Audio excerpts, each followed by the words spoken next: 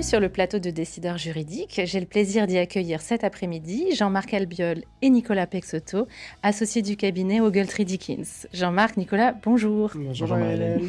Merci d'être là. Alors, nous vous avons invité parce que vous êtes les récents lauréats des trophées du droit dans la catégorie droit social, donc l'édition 2023 de ce trophée de droit social.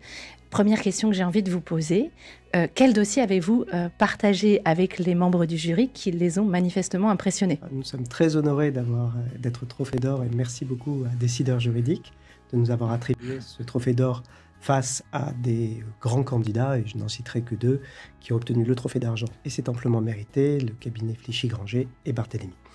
Et peut-être ce qui a convaincu le jury, c'est la haute technicité des dossiers que nous avons pu présenter. Donc, sans citer le nom de client, on est intervenu notamment sur un grand dossier de place pour un acteur institutionnel français dans le domaine aéroportuaire sur la coexistence d'un PSE et d'une RCC qui n'avaient jamais, j'allais dire rarement, mais jamais en réalité été expérimentés. D'accord. Alors, quelle est un peu la marque de fabrique d'Ogletree Dickens, sa signature ? Je pense qu'on peut peut-être déjà dire que la première marque de fabrique, c'est l'entente de l'ensemble des membres de l'équipe, d'associés et de collaborateurs qui donc travaillent main dans la main. Et je crois que c'est d'ailleurs un des éléments qui a particulièrement marqué les membres du jury. Intéressant. Donc c'est une entente naturelle. C'est quelque part notre marque de fabrique, et c'est aussi à ajouter avec deux autres valeurs que sont notamment l'excellence et la créativité.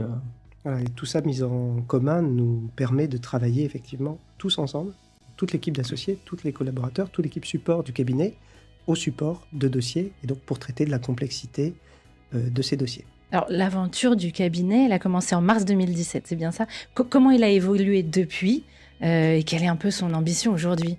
Alors l'évolution du cabinet, c'est déjà en chiffres très parlant, puisqu'on est passé de 5 avocats en 2017 à aujourd'hui 22 avocats et 32 professionnels dans nos locaux à Paris. Donc ça déjà c'est une croissance qui est très forte.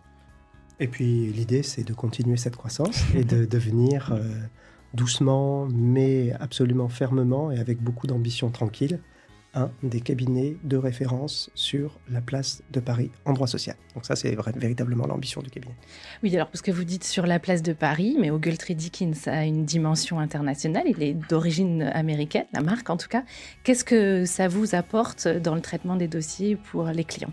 Alors, c'est à deux dimensions, parce que effectivement, notre travail, il est essentiellement local. C'est la raison pour laquelle on a pu obtenir ce trophée d'or, c'est qu'on intervient sur des opérations de place franco-françaises. Mais c'est vrai que la dimension internationale nous permet aussi, au cas par cas, d'intervenir, notamment dans le domaine des réorganisations, sur des opérations plus globales, qu'elles soient européennes ou mondiales, et d'offrir la possibilité à certains clients plus internationaux, ceux-là, de faire des réorganisations un petit peu dans différents pays. C'est aussi une dimension qui vous permet de voir des sujets qui s'imposent beaucoup, par exemple en Amérique du Nord, comme notamment les sujets de compliance, qui est vraiment une des matières d'actualité en droit social. Absolument, et c'est une matière c'est un sujet qui interpelle beaucoup, de plus en plus les clients, qui au cours de ces 2 dernières années, on peut le dire, a fait déjà évoluer sa propre pratique et attend de son conseil un accompagnement sur l'évolution de cette pratique, et parce que des questions nouvelles se posent à chaque enquête quasiment. Donc il faut effectivement être capable d'apporter des réponses pragmatiques et nouvelles à chaque situation. Et même nous, de notre côté, effectivement, si on faisait le bilan de notre pratique, je pense que depuis les 2 dernières années, on l'a fait pas mal évoluer sur ces questions-là, également en parallèle. Et puis d'autres sujets d'actualité sur lesquels on intervient qui sont plus nationaux, ceux-là, comme le pouvoir d'achat et puis la gestion des départs des seniors dans un contexte de retraite.